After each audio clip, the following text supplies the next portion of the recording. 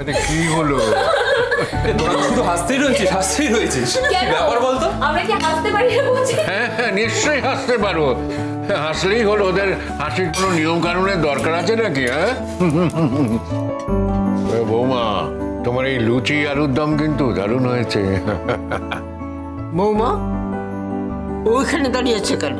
মা ও সকালবেলা ঘুম থেকে উঠেই আমার কাছে চলে এসেছিল, এসে আমাকে জিজ্ঞাসা করছিল কিছু করতে হবে বড় মা। বললাম দাঁড়াও, খাবারগুলো সাজাই, তুমি টেবিলে গিয়ে দিয়ে এসো। মা, ও মা, বলছি আমার খিদে পেয়েছে তো নাকি? হ্যাঁ, তুমি সবাইকে খাবার দিয়ে দিয়েছো, আমাকে দাওনি। আমি কি খাবো না নাকি? চলো চলো তুমি বসো, চলো চলো তুমি দাঁড়াও, আমি খাইয়ে দিচ্ছি। বসে পারো, বসে পারো, বসো। দেখিস মিনি, একটু সাবধানে খাস।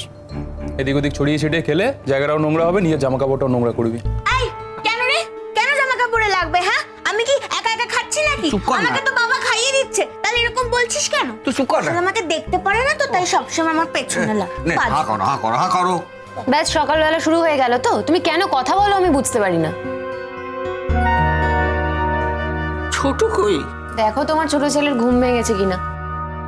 জাহ্নবী, যে তরকারিটা খাচ্ছ ছোট সকালবেলা বাজার করে নিয়ে এসেছে। Good morning.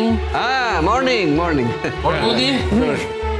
লুচি টুচি দারুণ ব্যাপার হয়েছে, দাও তাড়াতাড়ি দাও। আগে বসো, তারপর দিচ্ছি। বসে গেছে? আচ্ছা শোনো, কাল বাদে পরশু লক্ষ্মী পুজো, লোকজন আসবে, সকলকে হাতে হাতে কাজ করতে হবে।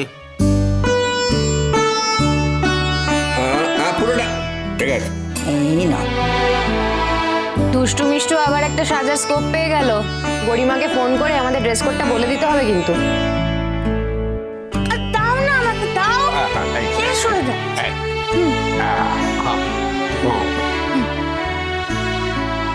মা, বলছি তুমি তো সবাইকে খেতে দিলে, কই রোশনাইকে খেতে দিলে না তো?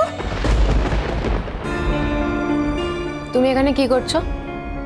তোমার কোনো কাজ আছে এখানে? ও তো সকালবেলা এসে আমাকে জিজ্ঞাসা করছিল যে বড় মা কিছু কাজ আছে।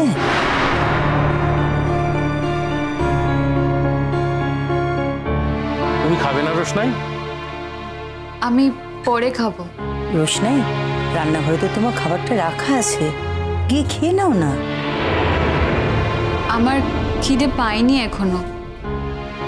তোমার কি এখানে কোনো কাজ আছে? না মানে যদি কোনো কিছুতে হেল্প লাগে। শোনো না, আমার একটা কাজ করে দেবে প্লিজ, মাইন্ড করো না। পার্বতী দি আমার জামাগুলো ছাদে দিয়ে এসছে, এবার এত রোদ তো আমার জামার কালার ফেড হয়ে যাবে, তুমি একটু ছায়ায় দিয়ে দেবে প্লিজ। আমি যাচ্ছি ছাদে। খেয়ে গেলে হতো না?